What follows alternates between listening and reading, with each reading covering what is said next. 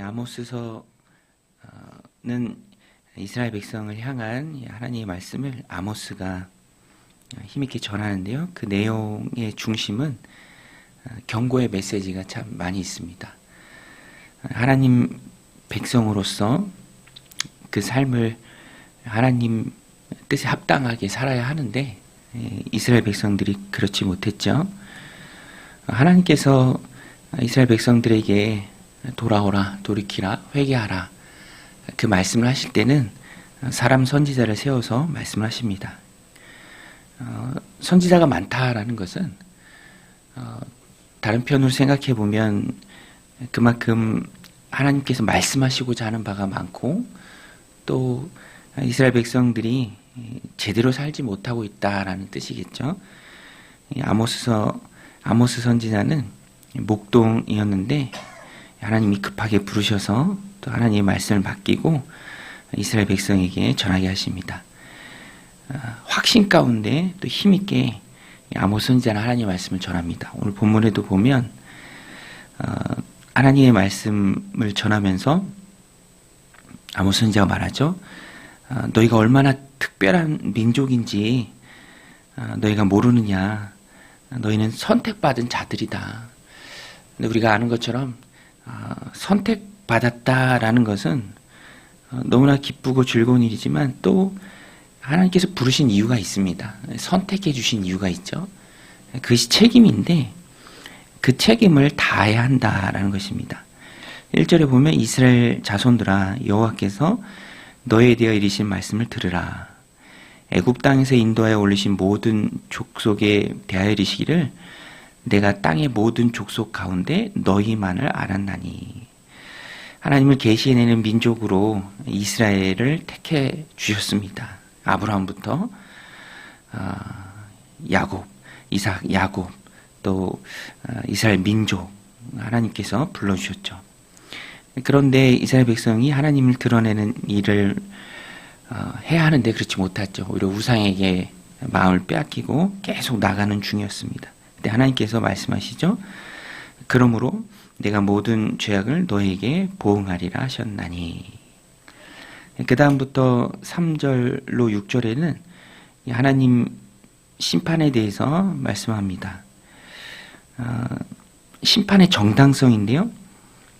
쭉 예들이 열거가 됩니다. 3절에는 동반자. 두 사람이 길을 가는데 동행하는데 뜻이 같지 않은데 어떻게 동행하겠느냐.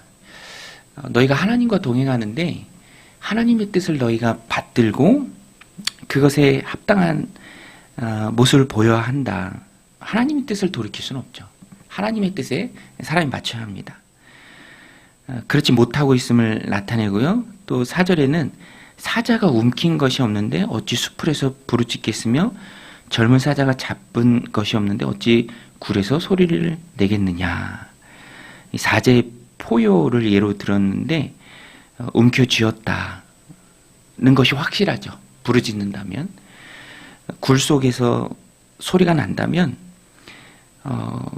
잡은 것이 있다라는 것입니다. 하나님께서 포효하신다라는 것은 잡혀 있음을 말한 것입니다. 깨달으라. 또 5절에도 보면 덫을 땅에 놓지 않은데 새가 어찌 거기 치겠으며 잡힌 것이 없는데 덫이 어찌 땅에서 튀겠느냐.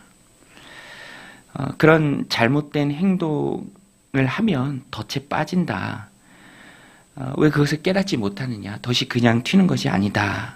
하나님께서 선지자를 통해 말씀하고 계십니다. 또 마지막 6절에 보면 성읍에서 나팔이 울리는데 백성이 어찌 두려워하지 아니하겠으며 여호와의 행하심이 없는데 재앙이 어찌 성읍에 임하겠느냐. 나팔은 전쟁이 났을 때 부르는 거죠. 경고의 의미입니다. 나팔 소리가 들렸다라는 것은 그냥 들릴 이유는 없죠. 나팔 소리가 들리는 것은 신호가 된다라는 것입니다. 임박한 진노. 이러한 것을 이스라엘 백성들이 알아야 한다라고 선지자가 말합니다. 또 7절에 가서 보면 이 확신 가운데 아모스 선지자가 말합니다. 주 여호와께서는 자기 비밀을 그 종 선지자들에게 보이지 아니하시고는 결코 행하심이 없으시리라. 사자가 부르짖은즉 누가 두려워하지 아니하겠으며 주 여호와께서 말씀하신즉 누가 예언하지 아니하겠느냐. 선지자가 마지막 8절에서 한 말씀은 마땅한 반응을 보이라, 당연한 반응을 보이라라는 말씀입니다. 사자가 부르짖는데 그 앞에서 두려워하지 않을 자가 어디 있겠느냐. 하나님께서 말씀하시는데 예언하지 않을 선지자가 어디 있겠느냐. 나는 하나님의 말씀을 받아서 너희에게 전한다. 이 앞부분의 심판에 대한 경고도 똑같은 내용입니다. 이런 임박한 진노가 있을 때 그것을 보고 마땅히 돌이키는 행동을 하라라는 선지자의 촉구입니다. 오늘 우리가 이 말씀을 받으면서 저는 이 8절 말씀이 참 마음에 와닿습니다. 사자가 부르짖으면 그 앞에서 두려워하는 건 당연한 행동입니다. 오히려 두려워하지 않는 게 강팍한 것이고 이상한 것이죠. 우리는 그리스도인으로서 하나님의 부름을 받았습니다.